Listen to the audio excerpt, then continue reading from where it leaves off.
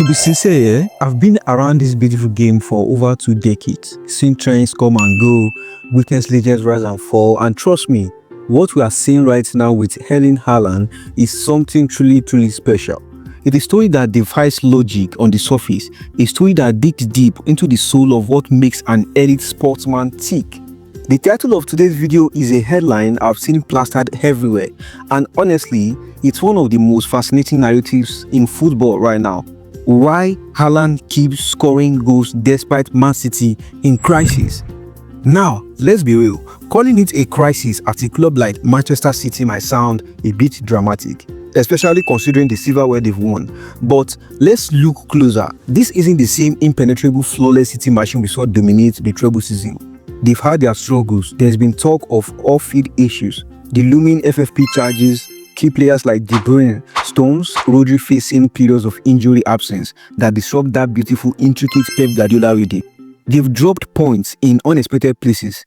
The defense has looked uncharacteristically shaky at times, and you hear the whisper, the dynasty is wobbling.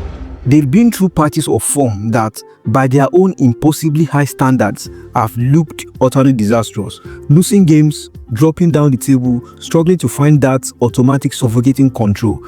And the 11 stats, my friends. That's why no one beats 4 Premier Leagues in a row. That's the reason why. It's so difficult. Yet, amidst all this uncertainty, one thing remains a terrifying, unchangeable constant for every opposition defense. Erling Haaland is still scoring. It's like the whole stadium could be in chaos, the passing could be off, the press could be broken, but when that ball finds the Viking, it finds the back of the net. It's a beacon of absolute ruthless efficiency in a sea of turbulence. It's not just scoring, it's breaking records faster than a Formula 1 car on a straight track. Remember that record-breaking haul in his debut Premier League season? That was incredible, a perfect storm of a world-class system and a generational striker. But now, when the system isn't running perfectly, when the storm clouds are gathering, he's still doing it. That, my friends, is where the true story lies. Now, to understand this phenomenon, we have to peel back the layers and look at the whole package, the man, the mindset, and the machine it works within. Before we continue, please click the like and the subscribe button to support me. That's how we get this video to more viewers. Now let's continue. Haaland's story isn't just about the move to City. It's a lifetime of meticulous preparation.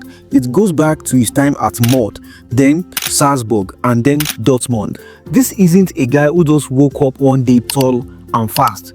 He saw football not just as a game, but as a scientific problem to be solved with preparation and marginal gains. This wasn't something Pep Guardiola taught him. This was built into his DNA from a young age, possibly influenced by his father, Erling Haaland, a professional footballer himself. He learned early that talent only gets you to the door.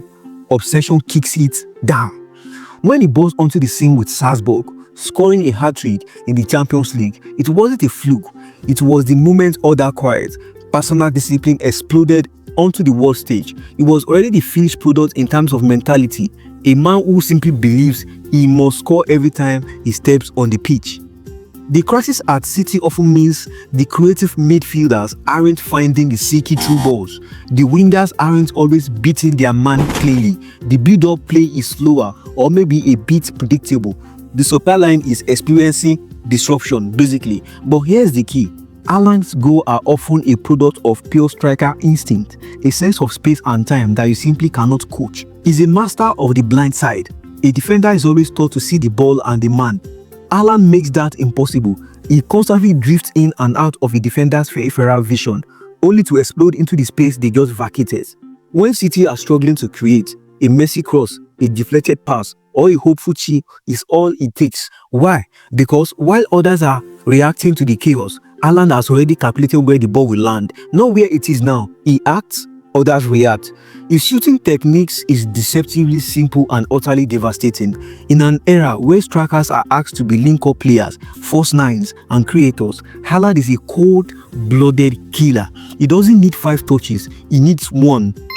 You can't talk about Haaland at City without talking about Pep Guardiola. Even in a crisis, the Manchester City system is still better than almost any other in the world. When Haaland first arrived, many pundits, myself included to a degree, wondered how Pep, the ultimate connoisseur of the first nine, will integrate a pure traditional number 9. The answer wasn't to force Haaland into the old system, it was to softly tweak the system to solve the goal machine. In terms of struggle, Pep's tactical adjustments often prioritize getting the ball to the man who can rescue them. If the midfield is having an off day, you see City use the flanks more, getting the ball out wide to Doku or Savio and tell them, get the ball into the box, Haaland is waiting. The crisis paradoxically simplifies the objective, find Haaland. When everything is flowing, the goals are distributed. When the chips are down, the magnetic pull to feed their most potent threats becomes stronger. The team structure, even in its wobbly moment, is still engineered to create that one moment of clarity for him. His teammates, world-class players, even on a bad day, know that getting the ball to him is the quickest route out of trouble. Wait. This perhaps is the most captivating part of the story. When the team starts struggling, who did the camera focus on? Who are the fans looking to? Haaland. Most athletes will feel that pressure and it will manifest as doubt. A slight hesitation before a shot, an extra touch, a moment of fear. Haaland seems to have a mental firewall against doubt. His post-match interviews, his demeanor on the pitch, it all suggests a man with a simple, almost childlike belief, I am going to score. Whether he's missed 3 big chances or scored a hat-trick, his attitude going into the next minute, the next game is identical. It's an almost robotic focus, but powered by a ferocious human will. It doesn't carry the baggage of the last match, the team's poor form, or the media's criticism. It lives only for the next goal. It filters out the noise because its focus is so hyper-specific. What we are seeing right now isn't just about a good run or form. It's about a fundamental shift in the center-forward position, driven by a player who has made every decision in his career to maximize his physical and mental output. Think about the player he left behind at Dortmund. Think about the player he's currently leaving behind in the scoring chart. He's not just a goal scorer, he's a crisis management tool. He's the safety net that Pep Guardiola can always rely on. Haaland keeps scoring because he has an unbreakable foundation of obsession, an uncoachable instinct for goal, a powerful physical presence that thrives on directness, and a mental fortitude that simply refuses to acknowledge the concept of crisis, and writing his own unforgettable chapter in the history of the game. If you like this video, you love this video, you enjoy watching this video, please click the like button, drop a comment and subscribe to this channel. By doing so, you are supporting this channel, you are supporting me, and you are making this video available to more viewers. Thank you for watching. See you in the next video.